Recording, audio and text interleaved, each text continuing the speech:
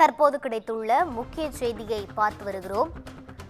ஈரோடு மாவட்டம் கோபிச்செட்டிப்பாளையத்தில் உள்ள செங்கோட்டையனின் அலுவலகத்தில் வைக்கப்பட்டிருந்த பேனரில் இருந்து அதிமுக பொதுச் செயலாளர் எடப்பாடி பழனிசாமியின் படமானது அகற்றப்பட்டுள்ளது. முக்கிய செய்தியாக பார்த்து வருகிறோம். செங்கோட்டையன் அலுவலக பேனரில் இருந்து இபிஎஸ்ஸின் படம் அகற்றப்பட்டுள்ளது. முக்கிய செய்தியாக பார்த்து வருகிறோம். ஈரோடு மாவட்டம் கோபியில் முன்னாள் அமைச்சர் கே.ஏ. செங்கோட்டையனின் கட்சி அலுவலக பேனரில் இருந்த எடப்பாடி பழனிசாமியின் படமானது அகற்றப்பட்டுள்ளது.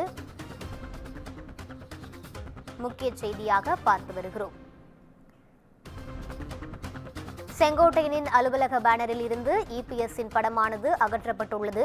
இதுகுறித்த கூடுதல் விவரங்களை வழங்குவதற்காக எமது செய்தியாளர் சிவக்குமார் இணைப்பில் இருக்கிறார். வணக்கம் சிவக்குமார், விரிவான விவரங்களை பதிவு செய்யலாம். கட்சியோட கட்டுப்பாடுகளை மீறியும் கட்சிக்கு அவப்பேறு ஏற்படுத்தும் வகையில செயல்பட்டதாக கூறி நேற்று முன்னாள் அமைச்சர், அதாவது முன்னாள் அதிமுக அமைச்சர் கே.ஏ. செங்கோட்டையன் அதிமுகவோட அடிப்படை உறுப்பினர் பதவி உள்ளிட்ட பதவிகள்ல இருந்து பறிக்கப்பட்ட நேற்று அதிமுக தரப்புல பொதுச் செயலாளர் அவர் அறிக்கை விடுத்திருந்தாரு. இந்நிலையில கோபியில இருக்கிற முன்னாள் அமைச்சர் கே.ஏ. செங்கோட்டையனோட கட்சி அலுவலக பேனர்ல இருந்த எடப்பாடி பழனிசாமியோட படம் தற்போது அகற்றப்பட்டிருக்குது.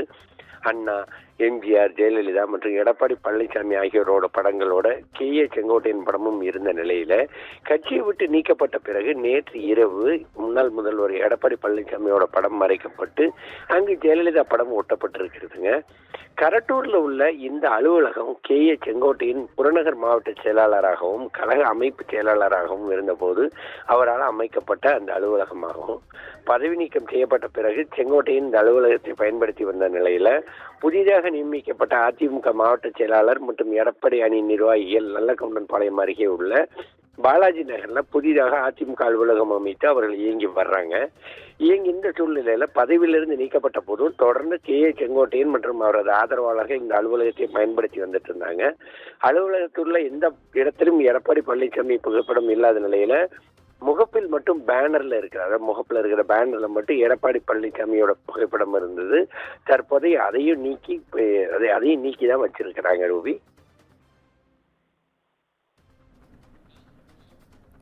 விவரங்களை வழங்கியமைக்கு நன்றி சிவக்குமார்.